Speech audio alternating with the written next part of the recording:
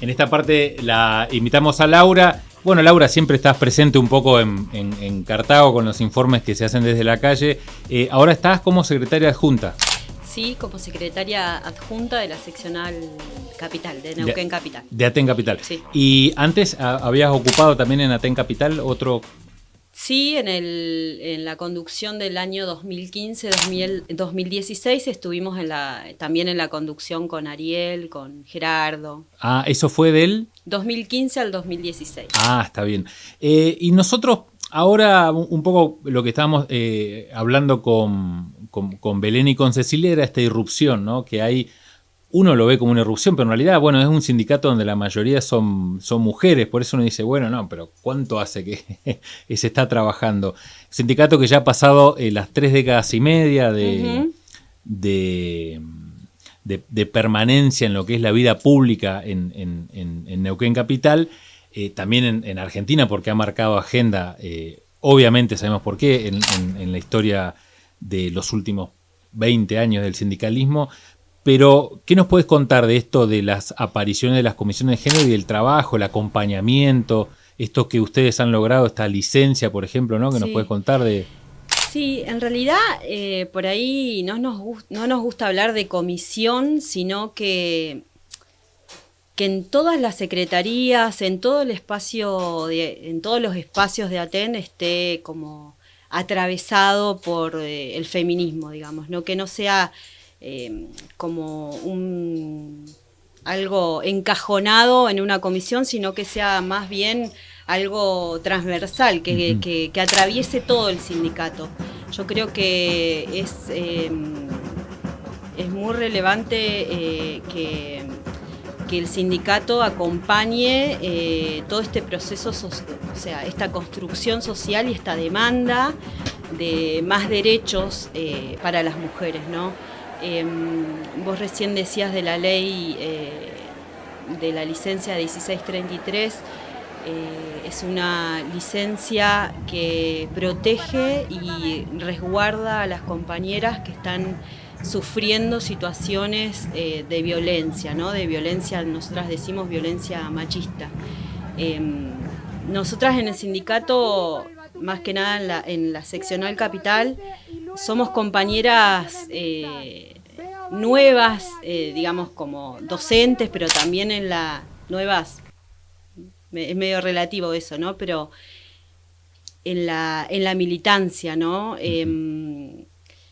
Yo no puedo pensarme sin el trabajo de todas mis compañeras en anterior, si todo laburo de compañeras históricas, no sé, digo, Sara Mancilla, claro. Compañeras que aún hoy siguen militando, ¿no? Y acompañándonos, compañeras que se han jubilado, pero que han hecho historia de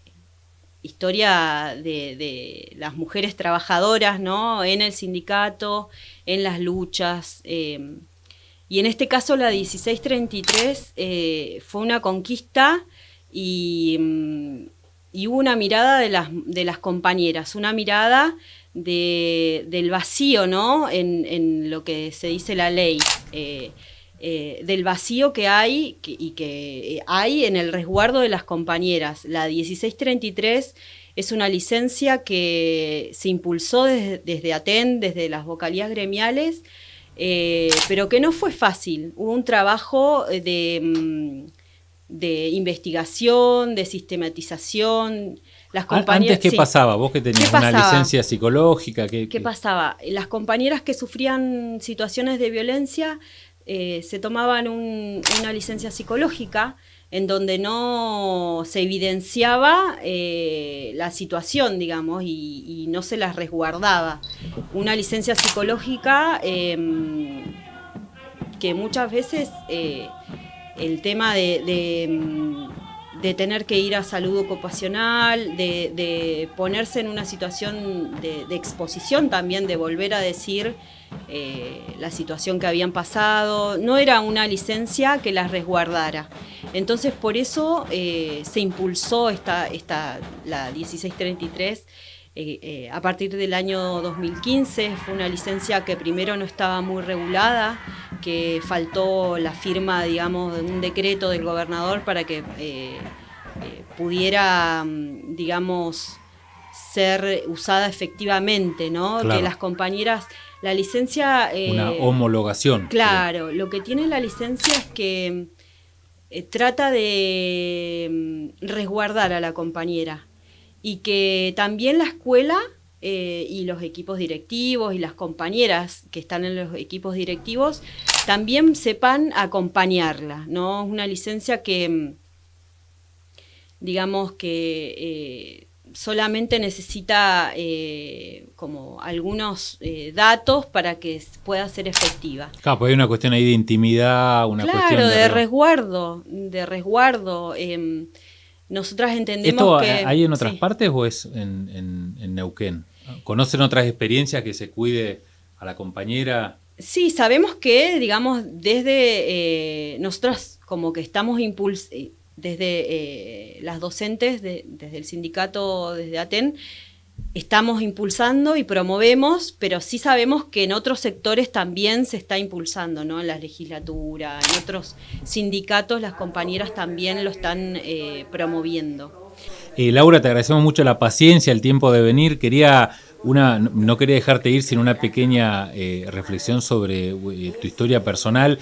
Uno cuando rastrea antes de hacer las notas con algo de información más fresca, en el caso de Belén, su militancia en la revuelta, en el caso de Cecilia, todo su trabajo con lo de Florencia Penachi, la desaparición de Florencia, y en tu caso que está la historia de tu papá, si nos podés hacer un repaso cortito, pues tiene mucho que ver también con lo que pasó hace muy poco con lo del Cordobazo y un hecho fundamental también para entender al Neuquén de los últimos 100 años, que es el Choconazo, ¿no?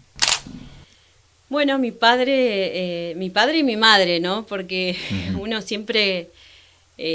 mi madre como mujer trabajadora y también como militante, y mi padre también como por ahí sujeto histórico. Pascual Rodríguez, digamos, yo lo reconozco como luchador. En ese momento, era cura en la época del Choconazo.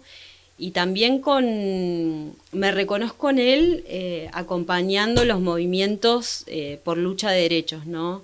Él en ese momento, los años del Choconazo, él decide ir a trabajar siendo cura al Chocón en la obra de Hidronor.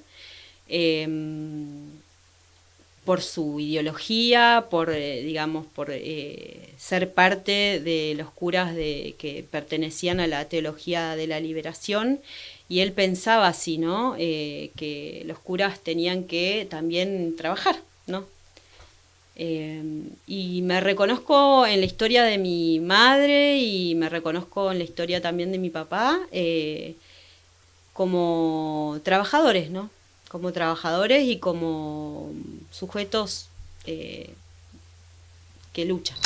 Sí, sobre todo en lo que tiene que ver con una época en la que hay una resignación casi por ADN de que nada se puede cambiar, y entender la cantidad de historias que hay y sobre todo que no nos corten, sino que hay una ligazón con esas luchas, a las luchas de hoy, y esta mirada de que... esa famosa frase, ellas y ellos se atrevieron, ¿no? Y en unas condiciones absolutamente desiguales, ¿no? En plena dictadura, y hacer ese movimiento que... Sí, y en plena dictadura, y yo lo que celebro por ahí de esa época es que había dirigentes que pertenecían a partidos, digamos, mi viejo pertenecía a la iglesia en ese momento, a la iglesia, digamos, más progre, pero... Sí, pero era la iglesia. Era la iglesia. También estuvo Antonio Alac, que era dirigente del PC. Digo, y estaba Olivares, Torres también, que eran delegados. Mi viejo nunca fue delegado, siempre estuvo como acompañando, pero cuando quisieron elegirlo delegado, él decidió correrse en un momento. Digamos, yo lo que celebro de esa época es cómo ellos pudieron confluir para luchar por los derechos de los trabajadores en ese momento, que estaban totalmente precarizados, hubo muertes, pero digo, por ahí en estos tiempos cuesta un poco poder construir unidad, ¿no? Ante sectores por ahí que peleamos por lo mismo, pero es como muy difícil por ahí construir unidad, y porque en realidad, en definitiva, estamos luchando por y reclamando lo mismo, pero yo lo que reconozco o lo que me pregunto es qué pasaba en esa época que, no sé, un dirigente, un compañero del Partido Comunista se podía, digamos, comunicar o acordar cosas con alguien que venía de la iglesia, ¿no? Sí, y presentar una batalla que triunfó aparte, ¿no? Claro. No todas las peleas se ganan, pero para ganar hay que pelear, entonces creo que esas enseñanzas. Laura, te agradecemos mucho el tiempo y la paciencia. Bueno, muchas gracias, Pablo. Nosotros nos vamos rápidamente a otra emisión más de Cartago ya para la semana que viene, despidiéndonos hoy por nuestro canal acá desde los estudios de Metro. Hasta entonces.